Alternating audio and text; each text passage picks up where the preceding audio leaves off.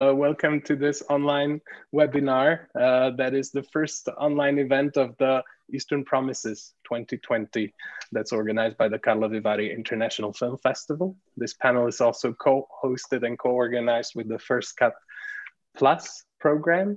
And my name is Hugo Rosak, and I'm from the Carlo Vivari International Film Festival Industry Office. So it is a great pleasure that you're joining us today.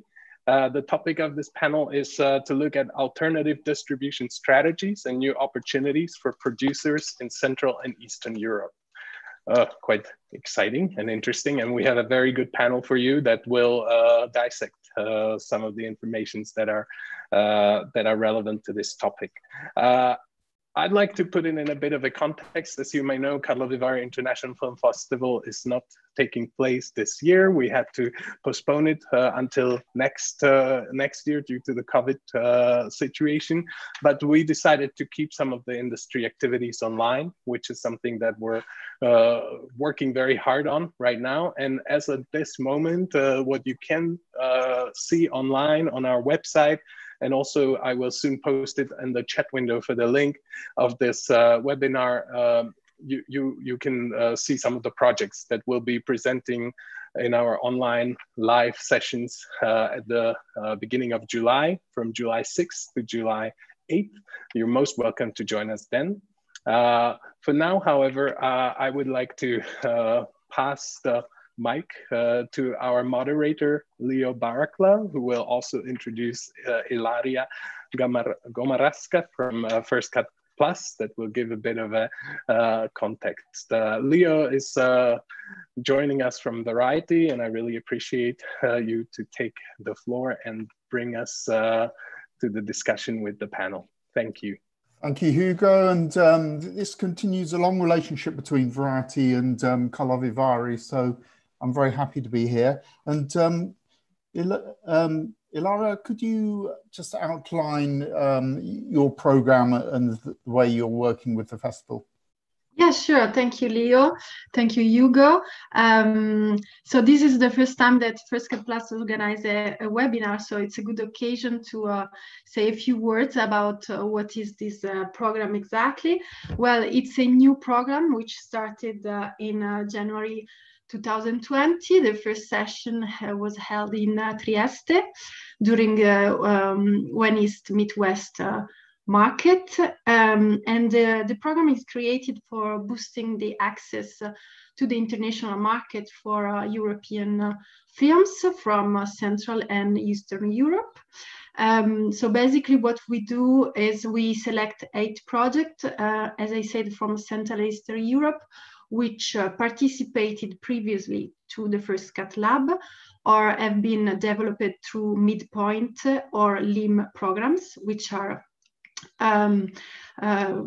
partners of our program. And so what we do is we organize for the producer who participate 3 days of consultation with various industry film professionals about marketing, promotion, trailer making, festival strategy, sales strategy.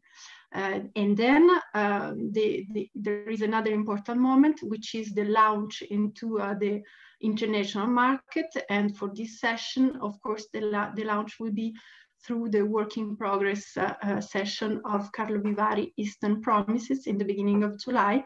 So the 8 projects we selected for First Cut Plus will take part of the work in progress, and we are announcing those projects today. At this same moment, you will be able to check the list of the project on Carlo Vivari website and also on our website. So Leo, now over to you. Great, thanks for that. And you'll find if you look at the chat feed at the bottom of the screen, there's links for all those projects that have just been announced. Also, if you want to ask questions, if you put your questions in the Q&A part at the bottom, I'll try to keep an eye on those and incorporate your questions if we have time. So, I mean, first of all, I was wondering whether everyone could just outline the services that their companies provide. Maybe Anne-Sophie or Lucero, you could kick off, please. Sure. Hello, everyone. Thanks for having us. My name is Anne-Sophie Lehec. I am the Chief Content Officer at Cinemarket.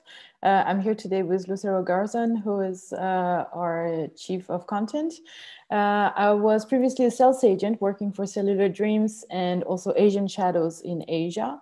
I'm at Cinemarket for 3 years already. And to summarize briefly what we do, Cinemarket is a B2B online digital market.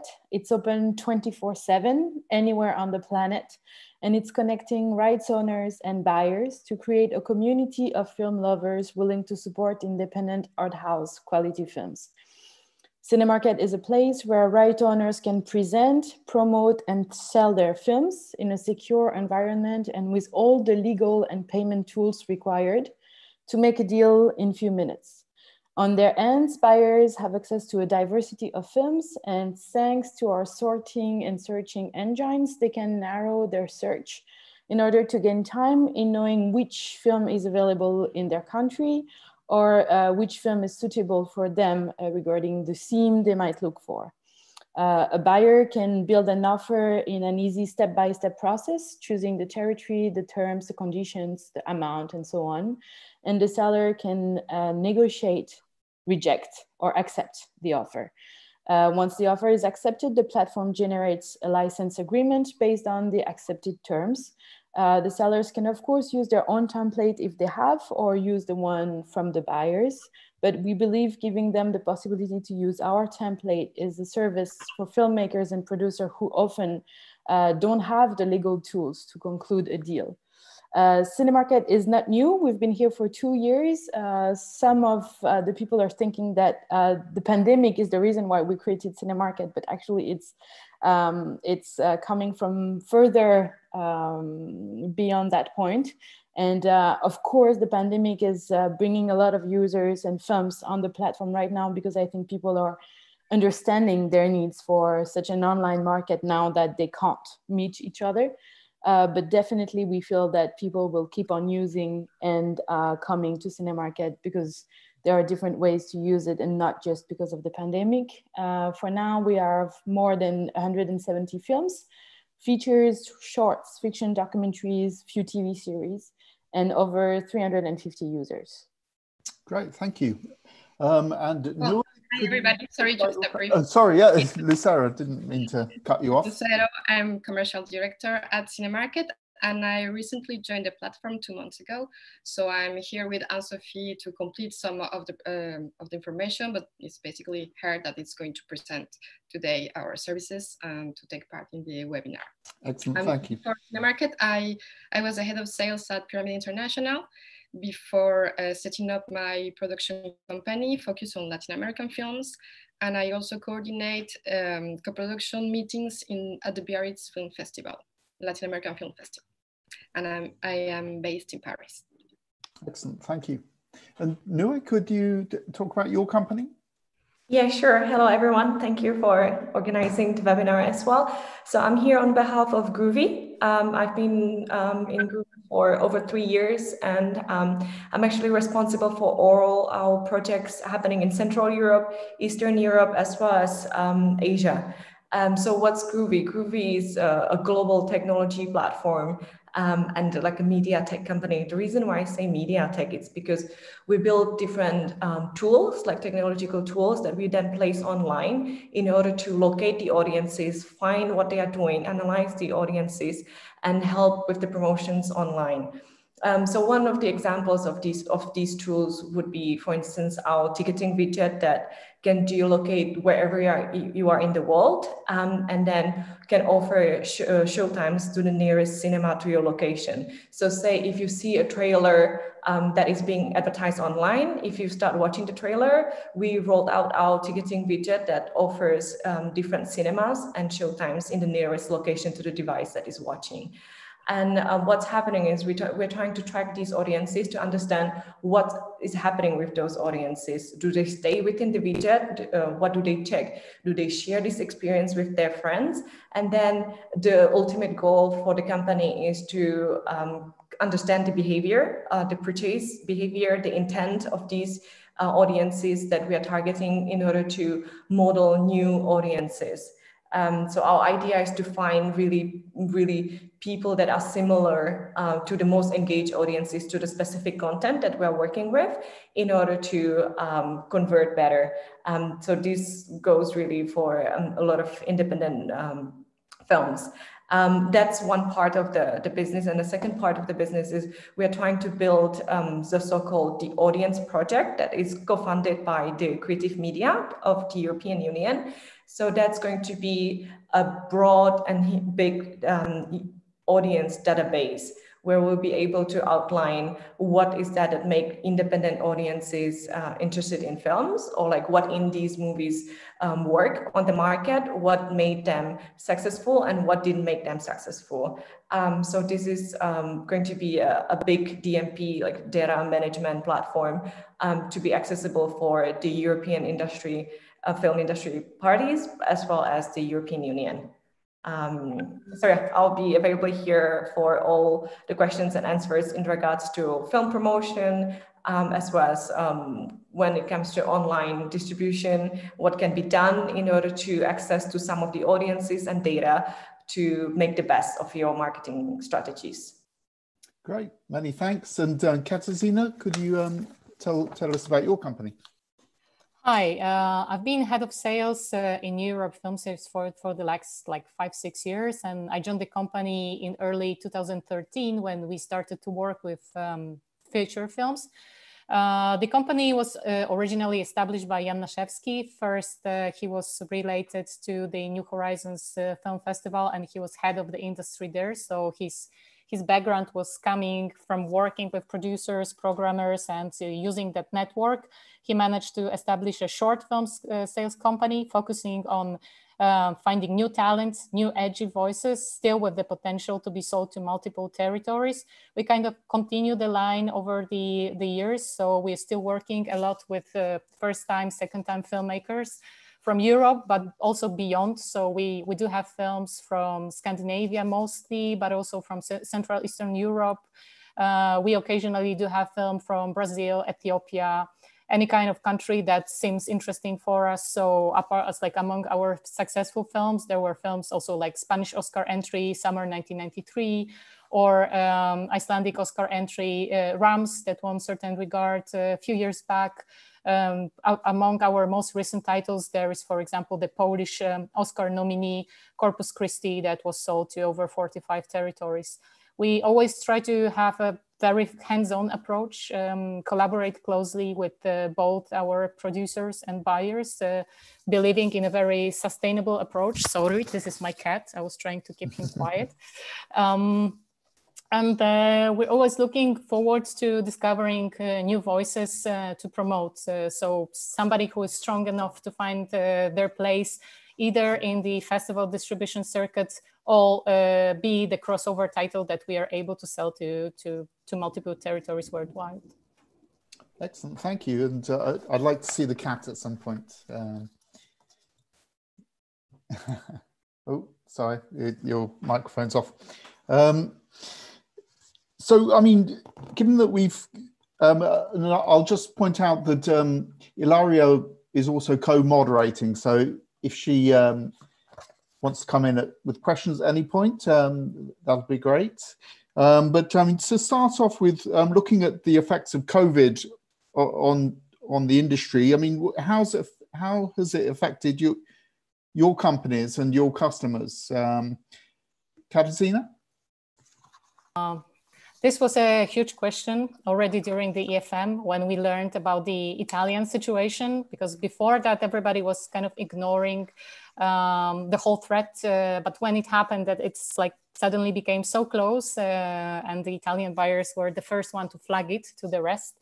suddenly the dynamic of the market changed very quickly. And from something that was kind of a healthy market, it turned out to, we don't know where we're heading, and all those disastrous Cassandric visions of a huge shift in the paradigm of media consumption and never going back to what it was. So for first few weeks, it continued like that. And most of the companies, they stopped acquisitions, thinking this is not the best position to be in. And to the means they risk, they kind of put on hold any kind of release plans.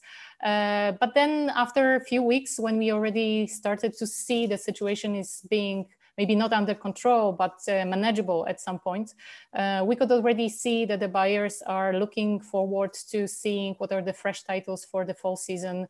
They are thinking about ways and solutions, how to handle the titles that they already have, how to deal, how to offload the titles that they won't be releasing theatrically to either TV or Prime SVODs. So this was like a very much a complicated process, which also forced us to be much more in communication with all the buyers. So I was on the phone a lot with distributors from many countries that were supposed to release our films across multiple territories, and trying to find solutions. So like how to reverse the media order, for example, and start with the Prime VOD release followed by a shorter theatrical, or whether to wait for the theatrical, how to kind of play with those elements in order to make them happen. And maybe the one change that could be for the better would be the more flexible approach to the media order, still knowing that cinemas are a crucial part of the media chain and not to be neglected. Mm-hmm. And Sophie? Yes, actually for us, it might be the other way around. Just before the pandemic, actually, Cinemarket was already live and running. We were just launching or supposed to launch our version 2 in Cannes, which we did the day Cannes was supposed to open on May 12th, with a new version that is more user-friendly and nicer in terms of design and so on. But actually the pandemic helped us reach out to more users, because people were looking at opportunities or new ways to keep on promoting their films that were already there. Could be recent films from Berlinale or from Rotterdam that they were still thinking they could do something with. But also on the other end, OTT platforms were looking for more titles to acquire a little bit quickly, faster than before, just because people were at home watching films and you need to bring in more titles for them to be entertained or for them to have different things to see. So of course the OTT platform also reached out to us asking for new titles or for films to join the platform so that they could use these films and acquire them quickly. I will also say that the idea of Cinemarket being an alternative for film markets, was all of a sudden very relevant and very timely. Cinemarket was not a response to with the cancellation of all the film festivals and markets, but it's a service that we want to be perennial. So for us, it was not a change, as Anne-Sophie explained, but it was just the way we think this was going to be. In the idea of the creation of Cinemarket. Great, thank you. And Nue? Yeah, for us, the change was very dramatic because 80% of our activities was evolved around theatrical distribution. So a lot of the releases got out of sudden shutdown because the cinemas got closed. So we were working on titles like James Bond, like huge titles, as well as very niche and small titles like For Summer. Documentary titles. So all of these titles got shut down. And so the distributors and as well like our company, we needed to look into different options out on how to distribute those movies, if we're going to distribute those movies with the distributors or not, how we're going to carry on with the promotion. So we were looking into an options for VOD releases, as well as what's going to happen in the upcoming months, right? In the next 4 up to 7 weeks, maybe. So a lot of the distributors were looking back into their old titles to maybe how to make the most out of this period when they are on pause in order to kind of regain the attention and awareness for the old titles. At the same time, if there was a small title should they be skipping the theatrical window in order to release online? And so that happened. And then if they're going to release that online, what are the other activities that can be done? Because prior to that, a lot of marketing activities would be evolved around offline marketing. And then a lot of it that we do is digital. And that was more we realized, and as well as a lot of industry professionals realized that it's much more flexible actually to work with digital, because when the COVID came, then we could shut down immediately the campaign, pause the ad spendings, change all the titles, etc. Whereas things that have been already spent on TV or billboards, that's basically the waste of that investment that had been already made. And then in terms of the VOD releases, then we needed to figure out what's going to be the best approach to start releasing the films on VOD, because a lot of marketing budget would be focused around theatrical releases. Producers as well as distributors focus on theatrical releases. They invest probably 90% of the budget on promotion when it comes to theater. And I would say that 90% of the industry professionals in Europe have only like maybe 5-10% for the VOD releases. So they don't really focus that much. So the change for the better is that actually the whole industry got woken up into like, maybe we should really shift to the VOD and shift some budget to market the film on VOD as well, because there can be different group of audiences that could be interested in the film. You have audiences that could would like to watch the movie at home and would prefer actually to watch the movie at home. And then you have the audiences that prefer to watch the movie in theaters.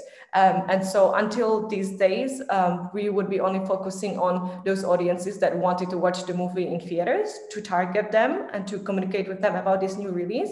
And then the market would forget about those audiences that prefer the home entertainment. So now the change for the better was that everyone was working together towards the release on the VOD as well, and try to understand what is the difference between the home entertainment audiences and the audiences in theaters, and what is the difference and how we're going to divide the budget and how we're going to shift our focus. Also not for now, but in the long term, in the future, how we're going to divide the promotional budget to make the film more marketable and sellable. Are we going to divide the budget more still towards the theaters, or are we going to still keep, something for the VOD release, because that's going to be an important window for everyone. So that was a dramatic change for us.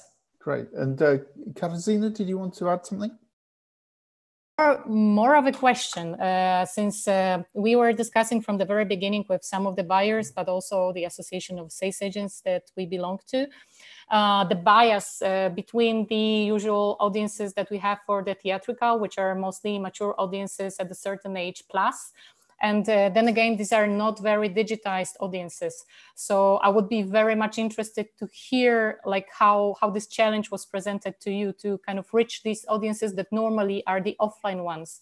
And also like how to handle the content that is normally targeted at older audiences. And this is how buyers look for their films, because they are used to a certain structure in terms of demographics. And suddenly there's a huge change.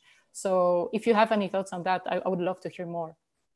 Yeah, for us, it was mainly to build a very smooth user journey online to present them, the content, but how to access the content very fast and easily without any obstructions for them to like go to search where they can watch, how do they need to register.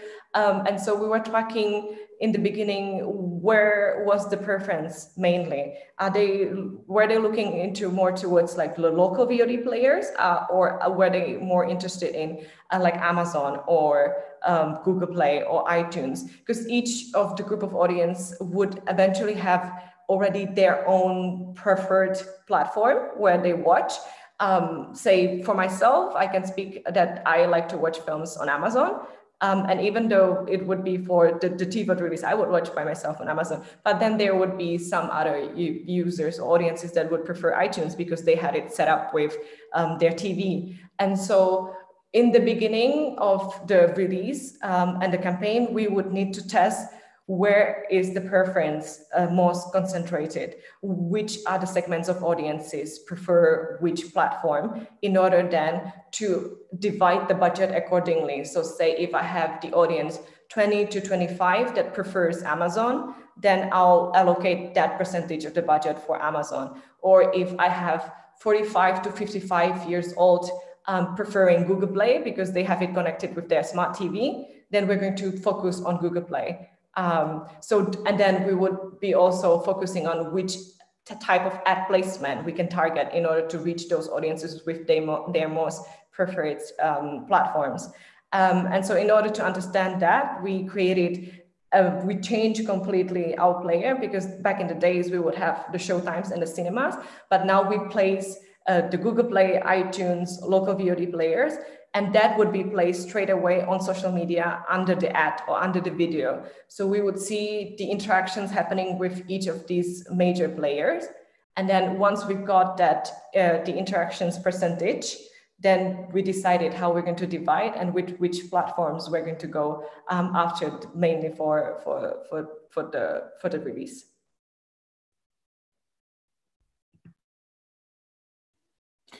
Great. And do people have a view on whether any of the changes made during the pandemic will actually become permanent because they've been shown to work?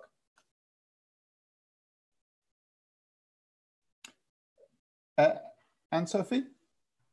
Yes, well, actually, I believe some of the users will definitely keep on using Cinemarket for sure, because for them it was a moment of pause, as someone said before, where they had time maybe to explore new possibilities and new things that were offered to them, see how it worked, how it could help them save time and money. Of course, the idea of Cinemarket is not to replace physical meetings, and we're also ourselves attending markets whenever there are markets. It's just we believe we can possibly target better the markets we choose to go to in order to save time and money, not to attend all the markets, which is a very tiring, cost-consuming process to attend all the markets. But definitely the online tools can help the industry do more of its core job, meaning for filmmakers, make their films, for producers, produce the films, sales agent, really focus on selling and so on, and not spend time on other things like reporting, tracking royalties, or storing contracts, which a machine can do for them. And I think with the pandemic, using some of the tools online helped the industry realize that the machine can really already do that for them and make them already save time and money. And Katarzyna, did you want to add something? Yes, just a little bit. That when we're observing how the distributors are tackling with the problem of the pandemics, we can see that most likely they will experiment more with various day and date models, and we can observe already from the numbers coming in from premium VODs in the key territories that actually can take some numbers which are healthy. So UK, US mostly. You can observe that there are like. This is something that maybe it's not making up 100% for the results they could expect for the theatrical, but on the other hand, these are things that they can still consider a healthy revenue for the films. And I think this is the most interesting part for me. I can I think I can copy paste a link to the UK results from like last few months, and also the results that Kino Lorber got on Bacurau and similar titles. So I think these are like very good indicative articles on what kind of change happened in the market. On the other hand, whatever we observe in this kind of combined e-cinema models, cinema on demand, that is like everybody's trying to do in their countries, this I fear might be more of a charity-driven situation when people want those cinemas to survive, but they will soon become fed up with the model of going to an e-cinema from your sofa and in your home entertainment system. So surely maybe like a small portion of the revenue will stay, but on the other hand, I think this is still a temporary situation. I would like to ask a question to Katarzyna. did you notice a changing in terms of content also on the VOD, speaking also about the VOD platforms? So are the VOD platforms looking for a specific content now? Did something change due to the situation? I think, again, this is a question of having the bias between the usual clients, viewers of the digital platforms. So they used to have a younger audience looking for more edgy titles. This was the normal expectation. And suddenly they also have to accommodate for the taste of the mature audience segment, so the cinephile segment. And we can already see how movie is expanding fast over the last weeks. I think this is the perfect example for that. And seeing what kind of content this platform looks for is very much what the general trend is. But also there's like specified like niche platforms that suddenly have the chance to expand further. So for example, we had one or two titles with a small LGBT focused platform called Gaga Ulala, coming from Southeast Asia, and suddenly they're expanding worldwide, and they are trustworthy partners. They do pay like small, but they do still pay MGs. So this is something that that is happening all over the world. You just have to kind of do a lot of research to find the right partners with the right subscribers base, just not to waste your time and money on that. Great. And in terms of the film festivals that have been switching to digital recently, including Cannes next week for the market, does anyone have a view on how successful they've been, or whether they've truly kind of risen to the challenge?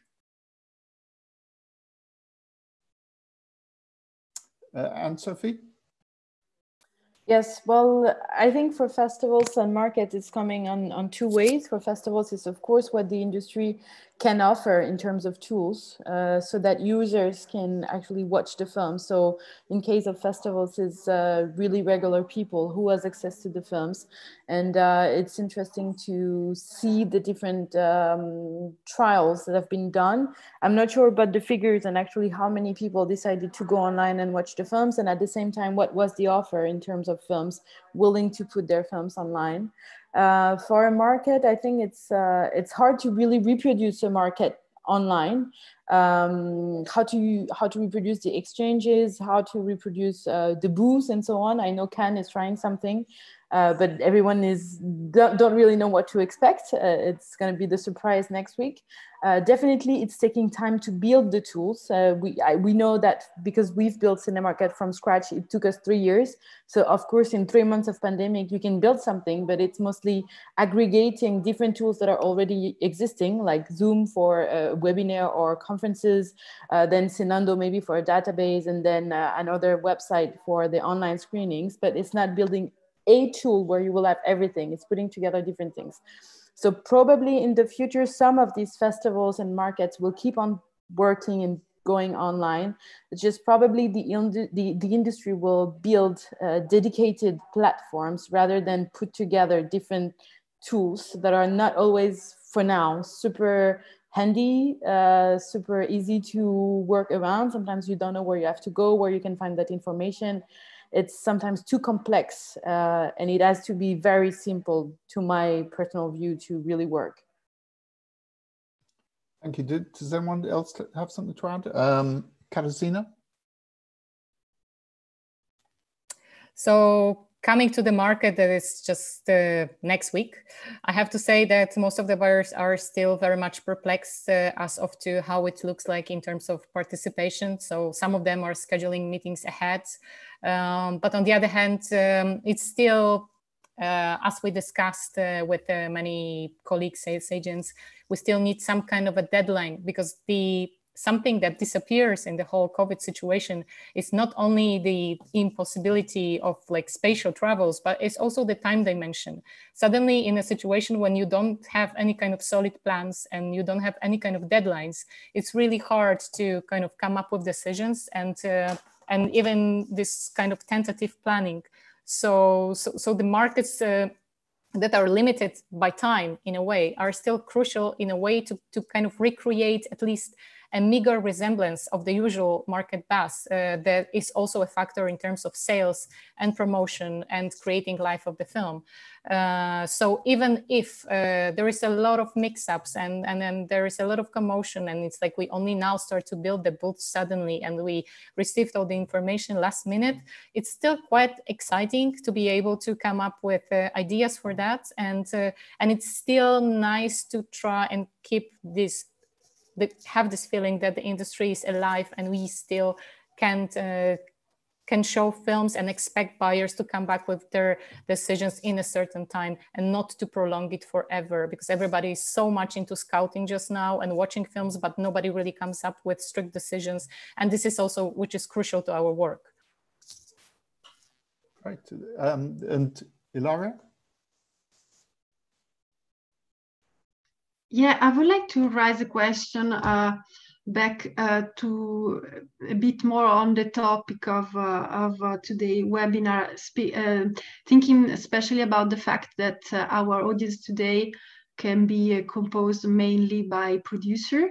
I think it would be interesting if Anne-Sophie and Guyet tell us how Cinemarket and Groovy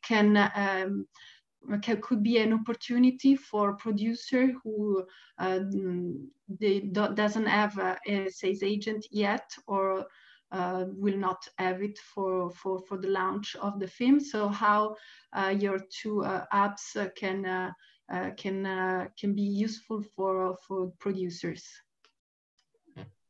I think that I will leave Anne-Sophie to start, because then still the producer needs to have the exhibitor, right, first, and then we come when that deal has been made. Yes, thank you. So actually Cinemarket was sought for the producers or the filmmakers who can have their own rights in the very beginning. The idea behind that was the fact that sometimes it takes 3 or 4 years to make a film. And then after that, you still need to find a sales agent to go out and show your film and sell it to someone, because it's an entire different job actually to make a film or to sell it. And actually some of the films are not finding a sales agent. Doesn't mean that these films are not good. Sometimes it just means that they are smaller, or maybe they don't find the right sales agent to come on board and promote this film, especially because of the topic, because of the country it's coming from, because there is another film talking about something similar and they don't want to in the same lineup. There are many reasons for which your film cannot find a sales agent. Doesn't mean that the film cannot be sold. And we thought that probably producers or filmmakers handling their own films were not having the right tools to go out in the market and try to sell their own titles to festivals, how to target festivals, which one to talk to first, and then go on from top of the pyramid to try to cover the entire pyramid. And it's the same for sales as well. So that's also why we decided to build Cinemarket, by giving the tools and in a way the power for producers to go for that with some help. So we are a sales agent. I was a sales agent, Lucero was a sales agent at very big companies. And we're also here to support and help these producers that are trying to promote their work themselves, either by choice, because some of them had very bad experiences with some sales agent and don't want to talk to a sales agent ever again. Other because they just couldn't find a sales agent yet. So Cinemarket can either help them make the deals themselves by giving them the legal tools, also the advice they may need and so on, but also probably and sometimes help them find a sales agent, because sales agent also come on Cinemarket to look for very fresh, very recent films that will be just finished or about to be finished, and pick them up from Cinemarket. That's also a possibility. You can also find your sales agent through Cinemarket. So I'm not sure if I answered the entire... My question would be, have you noticed the increase of the buyers as like VOD, OTT platforms, and like the home entertainment like players? Have you like noticed the increase of the buyers on your platform? The past few weeks, months? Mm-hmm. Well, actually Cinemarket is 2 years old, but we were on a beta version and we just launched our version 2 early May. So definitely we have more users, sellers and buyers and more films. But is it because of the pandemic? Is it also because we're promoting everything because we're now coming up with a new version? I don't know to which one I should impact the results that we're having, but definitely the platform is growing every week in terms of users, in terms of buyers, in terms of films. Yeah, maybe I can add my own experience. We talked to one of the exhibitor VOD player in Japan that was looking for more content, European independent content. And so they were interested in talking directly maybe to producers because of, especially for the films that can't find the sales agents and can't get to the festivals and can't get the distributor. And so this Japanese VOD player then was looking for these movies that like are kind of niche, can be sold for like some smaller amount. And so when we spoke to them, we introduced them to a few of the producers. And so in that case, if the producer is making directly the deal with some of the home entertainment players, can be any kind of, and as Katarzyna has already mentioned, there are a lot of like small players that are now looking into really buying different type of content.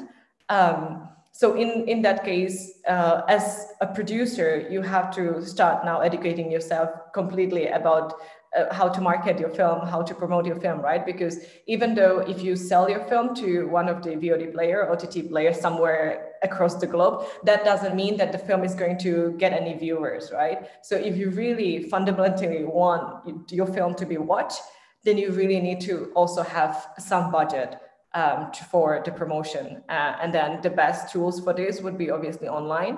The best would be to have a kind of understanding of the local market. So talk to the local exhibitor, even though I understand that it might be difficult that because you don't have the sales agent and you don't have the local distributor, that might be really difficult to really say, understand the Japanese, in this case, Japanese audiences in order to promote your European content, right? But the best would be to really to like sit down, talk to one of the parties that are in like locally, and then start building the marketing strategies even on your own, have the budget for online advertising. These days is really, really, really cheap. Prices of Facebook ads, YouTube ads, all kind of social medias have dropped down significantly, probably like by 10 times prior to the COVID. We could have seen this difference. So if the online advertising is so cheap, even the producers that are having lack of experience in promotion of the movies can start learning themselves how to do that. The best would be really contact one of the local agency. We can talk to them as well about how to start setting up like different type of ads, segmenting audiences, how to understand clustering different kind of groups, how to test different type of assets that you have available in order to reach to the right group of audiences. In the revert version, just to give an example, so we work on the release of the Parasite in Europe, and it was straight after Cannes. Even though it won in Cannes, you know that a lot of European, like a lot of indie movies, even though if they win at the festivals, they don't get to multiplexes. So how did we do around to build the audiences, say in Poland or in Sweden, the audiences for such a Korean different movie that our European audiences didn't have a habit to watch.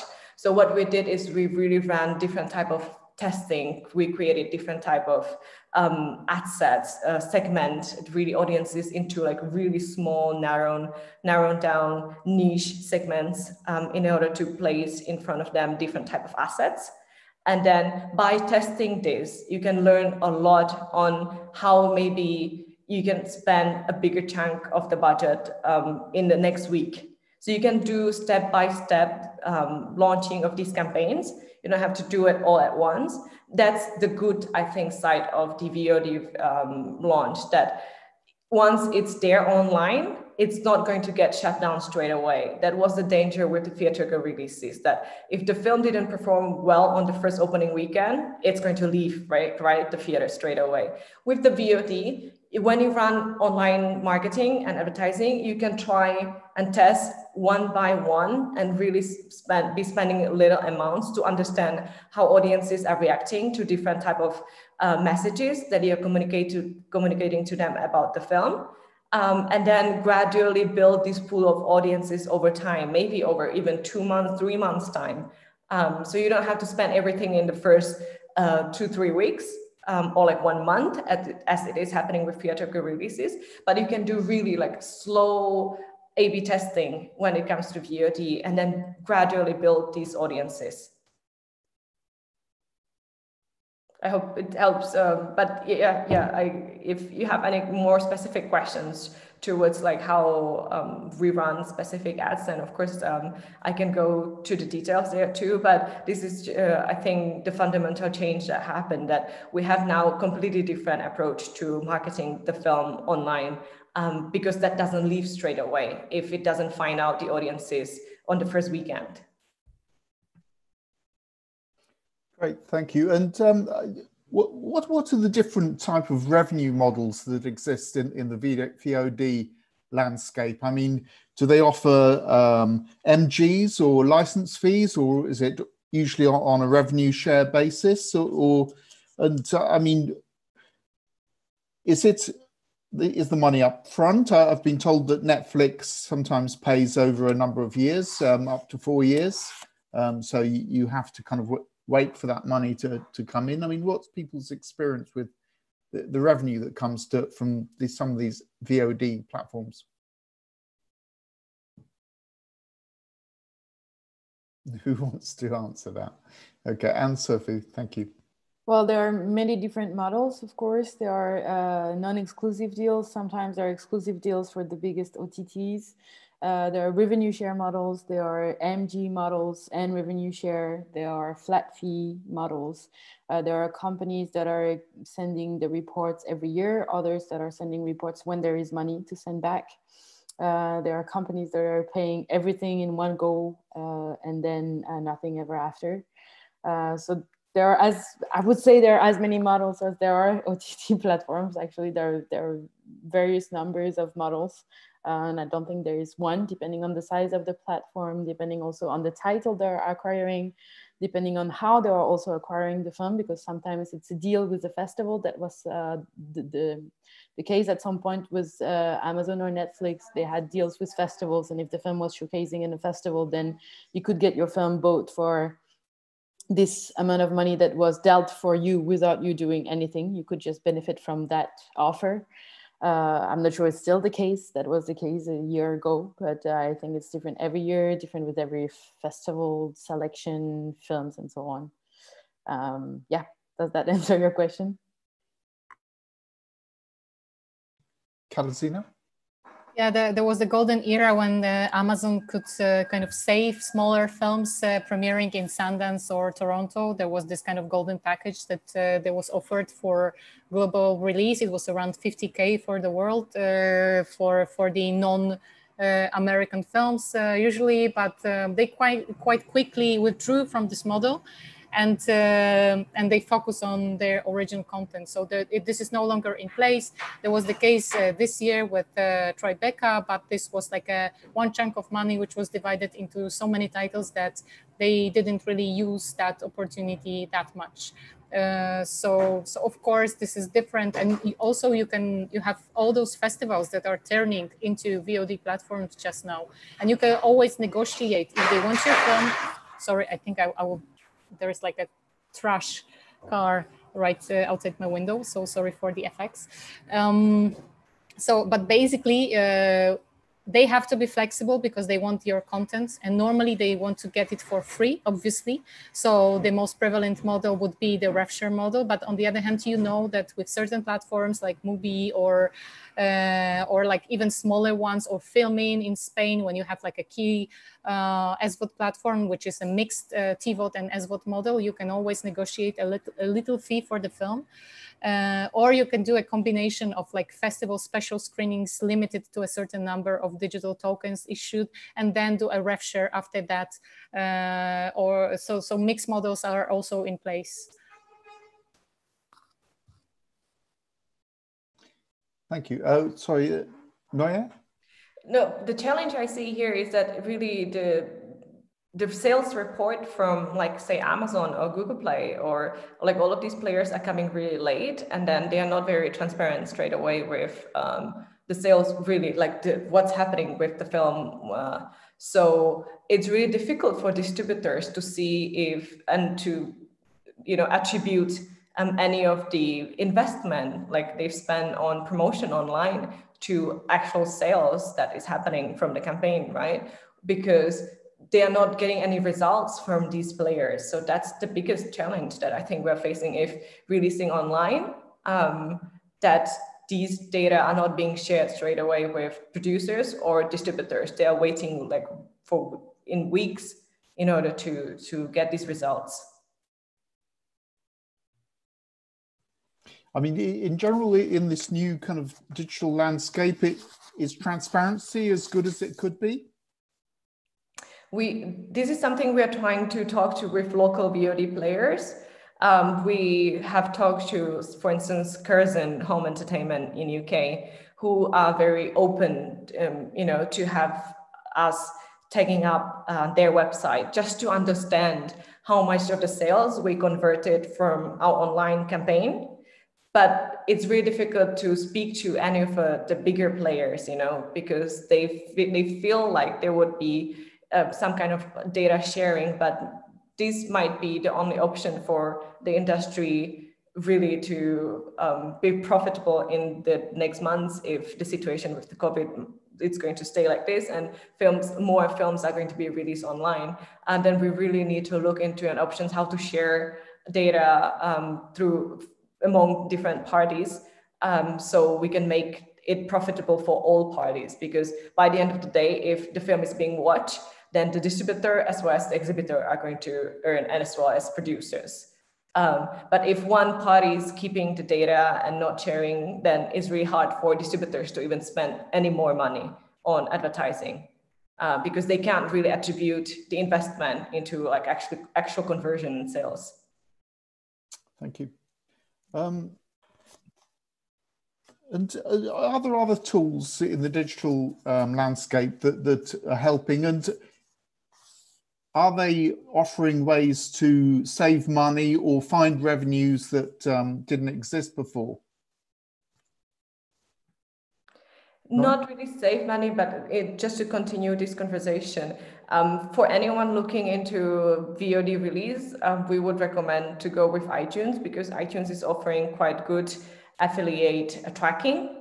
Also, if you have an access and then if you have account on Amazon and you're running direct ads on Amazon, you can also track the sales happening from your investment on ads on Amazon. So these two channels are quite good. Google is really difficult. It's almost impossible to track through Google Play. They don't share results much early in the stages either. So the best would be working with local VOD players. But when you work with local VOD players, have a conversation with them whether you can have any kind of setup of trackings in order to understand if you're spending money to promote the film, that you will be able to track something at least in exchange, because you are making the film to be profitable for yourself, but also for the player, for the exhibitor. And if you want to go for bigger platforms, then iTunes is really good because it provides that type of tracking. And Amazon, in our opinion, if you run direct Amazon ads, then you can also track the purchases and contribute them to the ads. Thank you. And I mean, have people had good experiences with blockchain technology? I listened to a pitch a few years ago at Cannes where they were offering a way to go directly from the producer to the customer using blockchain. Are there other ways that blockchain has helped? Sophie? So yes, actually Cinemarket in the first place was using blockchain. This is something that we will implement as soon as possible, as it's a way to track at least revenues, definitely, but also payments and contracts, meaning that we've known it's a problem to track who owns what where. If the film is very recent, it's quite easy. If the film is 5 years old, it's a little more tricky. And if the film is 15 years old, then it's a nightmare for everyone, for festivals who would like to program the film in their programming, for producers that would like to know what happened 5 years ago and they don't know because it was in the hand of the sales agent, and the sales agent, when they are handing back the film, is not handing back the contracts linked to the films. So this is really a difficulty that blockchain can help solve, to actually know who owns the rights of a film in which territory. It can also help track the material that has been produced for a film in order not to produce the same material for the same film over and over again. It's mostly the case with subtitles. For instance, if you have a film and you sell it to Spain, then Spanish subtitles will be made. If you sell it then to Mexico, then sometimes other Spanish subtitles will be made. And let's imagine 5 years after it's shown to another festival in South America, and they will redo once again subtitles. And for all these cases, it's the producer, it's the film, and in the end, it's the producer paying for that, because usually there are fees involved, meaning less revenues and so on. So really blockchain can help track all these expenses and all these rights and all these revenues as well coming back for the producers in order to make the industry a little bit more transparent. So for now, all the trial with blockchain have been really at the very early stages. There are also blockchain used to co-produce films where you can use token to invest in movies. That was the case last year with Papisha, which was in Cannes, done by Lumière in Hong Kong, with whom we are friends and talk very often to. The thing is, it's very few cases happening with blockchain technology right now for the industry, either in making the film, producing the film, raising funds for a film, or for distribution. So it's still the very early stages. Thank you. And I mean, when a producer comes to you now, I mean, how do you advise them to best raise revenue from distribution in this new environment? I mean, are there any common points that you make to them?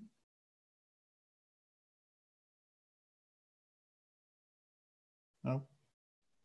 Could you please make it more specific, the question? I mean, has the job of a producer changed in the last 5 years in the way they need to either approach production or the distribution of their film?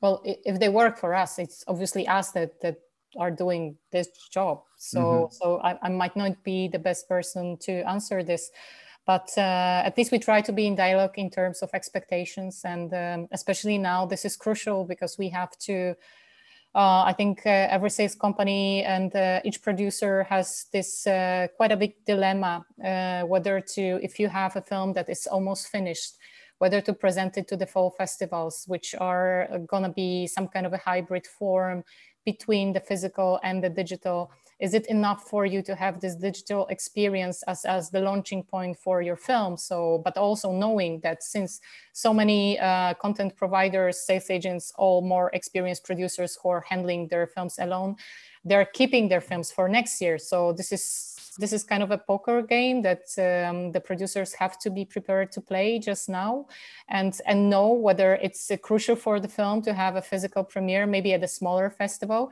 rather than a big one at the digital. But these questions have to be answered and expectations have to be managed in order to find the best route for the film, because also sometimes keeping it too long might also mean that it will become old and it will be difficult to hide it from everyone and to pretend that it's fresh when 2021 comes. Thank you. And how about the state film funding bodies? How have they adjusted to a digital market? I mean, because I've heard that in Germany, a lot of the funding is predicated on a theatrical release. I mean, have they moved enough in the requirements, and are they giving support where it's needed in distribution rather than just in production? And Sophie? Well, this is a difficult question because I don't think none of us has the full picture to answer the question, but I think the funds, European, national or regional funds, are all trying to adjust and work with digital tools, these digital distribution models. It's taking time, but it's moving forward, I would say. For instance, Cinemarket is supported by both creative media from the EU and the German government with ILB. So it's funds that are supporting, fostering, and sponsoring the projects that are definitely helping distribution of European films, of German films, but also films from beyond. At the same time, they are not fully ready to embrace fully digital distribution model. I know, for instance, that the CNC in France has last year put together a report about how blockchain could help the French system in keeping the books of all the films released in France, but also the books of all the taxes that are collected on behalf of the CNC by all the cinemas. And this study has not been made public yet. So in a way, they're moving forward, they're sponsoring, they're helping companies like ours. But on the other hand, I think they're also waiting to see what will come out of it. And it's a change that they also need to make the industry realize, because we know the movie industry is sometimes slow to adjust and to embrace new technologies, possibilities. I remember 10 years ago, I was working for Mubi. And when I was going to see sales agent or distributors and letting them know that they could put their films online so that the regular users from anyone in the street could watch the film, they would be like, oh, but you know, online is only pirates. Well, that was the idea 10 years ago, and now everyone is after having an online distribution. So the industry is moving forward, but not as fast as one can think. And definitely the governments and the funds, European ones, for instance, need to work also with the industry at the pace of the industry. Thank you. And Katarzyna, I see you put in a link on the chat channel. Yes, I shared a link to a compilation of measures taken by the IFADs, so European Film Agencies, different kind of film institutes in each territory, after a common discussion. So you can probably find your country out there and a summary of what's happening in other territories. I think it's quite helpful. Great, thank you. Thank you. Oh, and Ilaria? Yeah, I would like to go back on festivals because Katarzyna mentioned it in a moment, and festivals are also a possibility of a kind of alternative distribution. So especially in this moment, we saw that a lot of festivals developed the online version, or as Carlo Vivari is doing now with the opening of Czech cinemas, they are organizing a tour into all the national films, on all the national theaters for the films selected at the festival. So actually, there is really a similarity into missions between festivals and distributors. So I wanted to ask if anybody has an experience to share about this. Katarzyna? I think I'm just like in touch with all those levels, while the others are more like focusing in their way of activity. So of course, we have a lot of requests from the festivals to allow for further kind of distribution that normally, and if the festivals are going online, they usually offer us a license fee that would be the equivalent of the screening fee in the cinema. That covers a limited number of digital tokens, like digital tickets for the film, and everything that exceeds that could be treated as a rev share, 50-50, or whatever model they propose. Sometimes it's just like a flat fee, depending on the situation, but sometimes this expands into making the film available, for example, for 30 days or 3 months in the territory. This mostly applies to older films, because there is, of course, a conflict between the premiere status and dividing the audiences within certain territory, not to mention the geo-blocking, which is obvious, but also within the territory. In order to be able to screen the same film in few festivals, you have to somehow limit number of accessible views, for example, because if you want to have your film in Gijón and then Seville, or whichever combination of the festivals is in the territory, you have to help them to guarantee a situation where the audiences, they don't cannibalize each other. So this is also crucial to remember about limiting somehow the numbers of views for the screenings that you agree to, but on the other hand, to be open for the rev share proposals to help the festival survive somehow this difficult year. I think that would be my comment. And I mean, also, Nue, I was wondering whether there's ways that social media can be used to help build buzz at a festival so that you could launch your awards campaign, or using the festivals to launch public awareness, and I mean, any other ways that it can be used within a festival environment.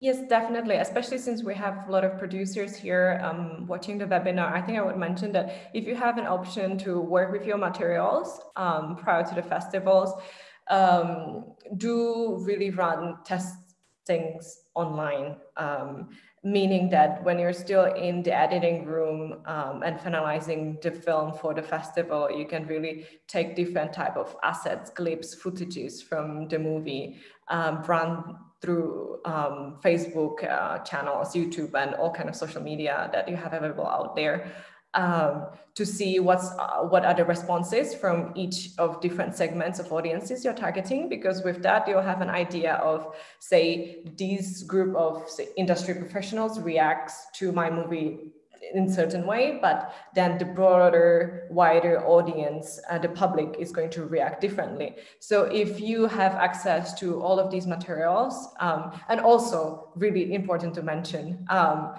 films that are being launched on home entertainment can be also marketed differently to the movies that are in theaters. You can communicate and share this content differently. And so do run a lot of testings online. I think it's because we don't have much time here to share more details, but next week, as part of the virtual film market with Cannes, we are organizing a webinar for distributors and producers to learn more about really how to overcome the challenges during this Corona crisis, how to understand audience behavior, how to analyze and how to leverage on data that you have online right now to make the film most marketable. So that session is going to be as part of the Cannes Film Festival online next week. It's happening on Wednesday afternoon at 3 p.m. I believe. I've just dropped the link in the chat.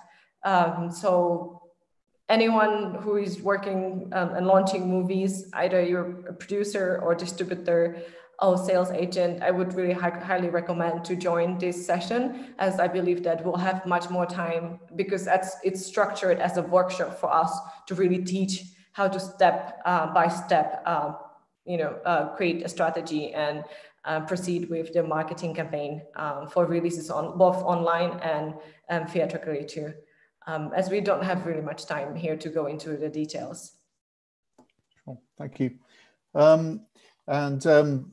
Yeah, please, if you have a question, you can put it into the Q&A box at the bottom.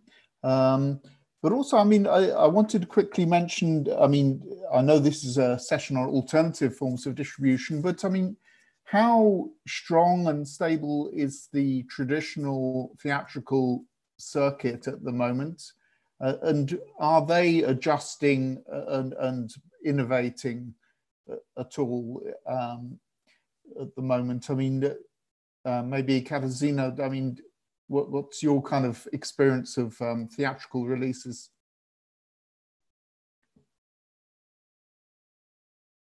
Yeah, please go ahead. I was waiting for the car with the trash to go again. Living on the ground floor. I'm actually very surprised how the feedback I get from distributors, from the territories, and now in this. So, for example, we had quite like this. Since we were doing some media selective projects for a few films last year, and now it's coming all together, and the exchange, of course, within those groups is much more lively than usually horizontally among the buyers. But for example, which model of release, which we used like or nominated in cinemas, using kind of long tail model that is. We cannot hear you very well. Okay, I can repeat more or less. Is it better now that I'm closer to the? Yeah. Okay. So, anyways, like what we were expecting to be scared of going cinemas, and there's something different.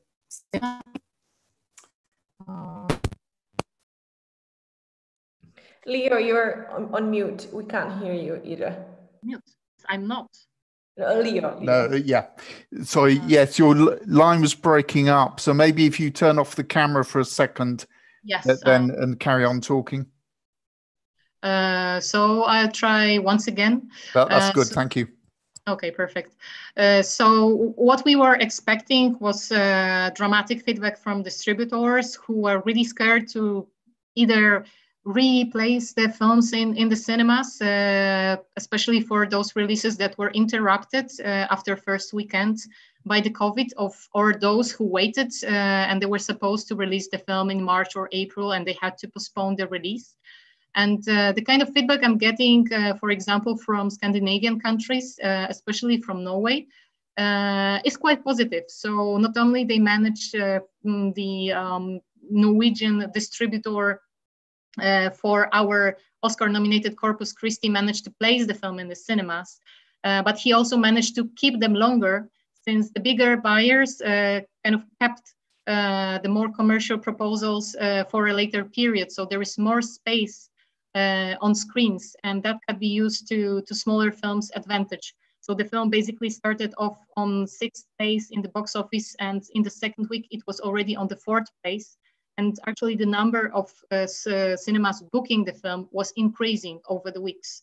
So this is also happening. Today I had a call with a distributor from Greece who told me that cinemas are full.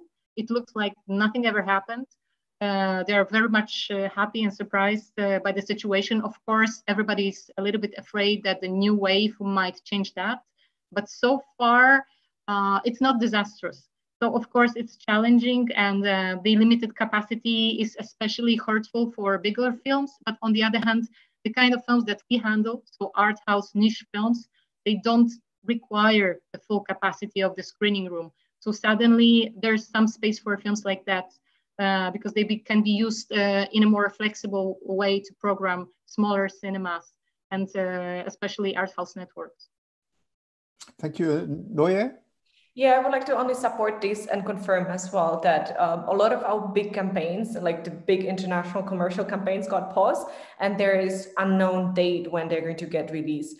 And then we're talking a lot about the studios movies and big titles. They're going to probably get pushed until 2022 because there are so many titles, right? So also to not jeopardize the other titles, they're going to get really moved a lot. And so there's a lot of space right now for smaller films to get released in theaters. So if you're really thinking of when to push the title, then I would say as soon as possible, because even distributors are very hesitant with slightly bigger titles that they trust. They're still not going forward with those titles yet. They're only testing smaller titles. But with the bigger titles, indie distributors in Europe they are still postponing them. Then studios with the bigger studio movies, they are also postponing them. So there's really now the space in theaters for smaller movies, indie movies, and everyone who is really trying to get some screenings and like the space in the cinemas to go right now. And we think that still till the end of the year, maybe till fall, there is going to be space. So if you're really thinking of like how to push forward and how fast to push forward the release, we think that the sooner the better. Great, thank you. There's a question on the Q&A chat. So or there was, sorry. Yeah, so the question was, do you have any advice for emerging filmmakers who recently finished their first or second short film and who depend on the festival circuit to gain visibility and recognition? And the second question, with many festivals being cancelled, how can they make the most of the current industry atmosphere? And thirdly, is it worth delaying the premiere once the festivals start taking place again? So if we just start with the first one, do we have any advice for emerging filmmakers with short films who depend on festivals to gain visibility and recognition? Katarzyna? Oh. Well, festivals are for sure not gone. So definitely you have to have a proper knowledge to be able to track those that are still doing the programming and going ahead in whatever version. From what I understand, we are still waiting for the Cannes selection, which is supposed to be ready any day now, what we hear every day. But this is, I don't think there are like all the possibilities to promote the films are gone. Still, especially with the shorts, you still, I think, need more the buzz and the award rather than the physical presence at the festival, because you don't have to have like a team and talent present. You don't have to be available for the press. It's I think it's perfectly manageable from afar. So this should not ruin the career. Of course, it's a disaster when you already had a planned premiere and the festival is cancelled, but you still kind of track the ones that are happening in one way or another. Of course, remembering about the geo-blocking rules and checking if the festival has kind of DRM technology in place or something on a similar level to prevent the film from being like spill over into other territories and thus blocking other festival screenings in adjacent territories or other regional festivals. Certainly, it's for us, we are still working with short films. My colleague Marcin Łuczaj is handling that, so he's responsible for both acquisitions and the sales. And of course, we are following the ones that we have been tracking for some time now from friendly producers. But normally we only pick up titles that were selected to the festival, since we only do the sales and there is only a handful of buyers still interested in programming short films. This is like a diminishing number because there's also, because of the COVID situation, there's less money in TV. So their slots for programming short films are also like getting smaller.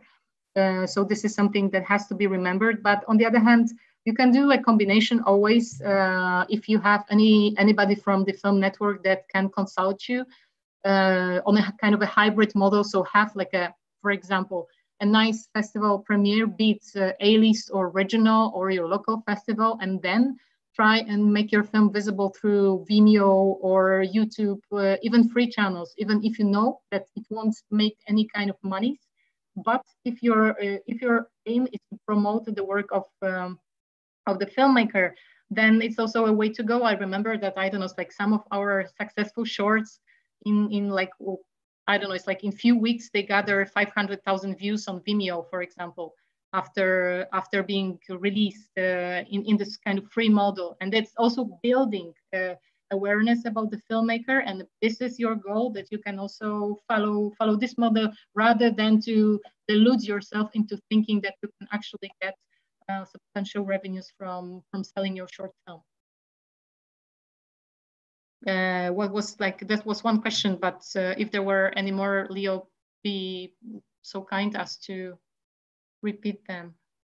And what was like waiting with the premiere, again, what we mentioned before, it depends whether you have to have your talents doing the press interviews and junkets, and whether you have to have the physical premiere to capitalize on the promotional potential of the film, or is it better to agree to one of the digital invitations? We for example, did accept the Cannes label for one of our films, Sweat, by Magnus von Horn, because we decided this is a perfect placement for the film. And we decided that for the buyers, after having discussed it with them, the thing, whether it's a label or a selection, doesn't really mean so much for the audiences. So we decided to unblock the film for the fall festival season, and also to be able to release the film in the fall should the distributors decide so. And that kind of works, because for the theatrical going audiences, whether it's digital laurels or physical festival laurels, it doesn't make any difference, as long as you can get the press, get the interviews, and find ways through special tools like Groovy works with to build up buzz about the film. Thank you. Does everyone want to add? Nue, do you ever deal with short films? No, not really, unfortunately. Right. Okay. Good. Great. Well, I think we're running towards the end of our time, but if anyone wants to make any final comments about the new distribution alternatives, please add them. And Anne-Sophie's just put in a point on the chat if you want to take a look at that, about Cinemarket. Anyone want to make any final points before we wrap up? Ilaria, do you want to Yeah, no, I wanted to say that it was very interesting to get to know better all those realities. And yeah, I think that for our audience, it could be an opportunity to check better what Cinemarket does and what Groovy does. So yeah, don't hesitate to go explore their website, because I think that it can be an opening for, it can be a platform for your films. So this is basically what I wanted to say. Great, thank you very much. I think I'm just going to hand it back to Hugo for any kind of closing points, and maybe mention some of the other Eastern Promises events to look forward to. Right, thank you very much, and many thanks to all the panelists, and to you, Leah, for moderating, for Ilaria's proposal to host this panel. For those of you that missed me at the beginning, I just mentioned that the projects of the KVIFF Eastern Promises are now revealed. We have just made them public on the website, all 41 projects. We hope as a festival that we can really still in this difficult moment be in some form helpful to things that are not yet ready to be out there for premiere.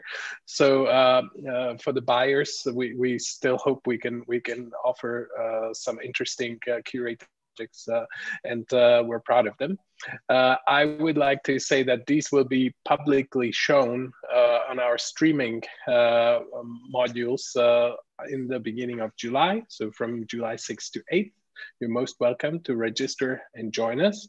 And for the time being, I think it's all of us just need to survive the upcoming Marché, Cannes Film Festival. They will be also digital.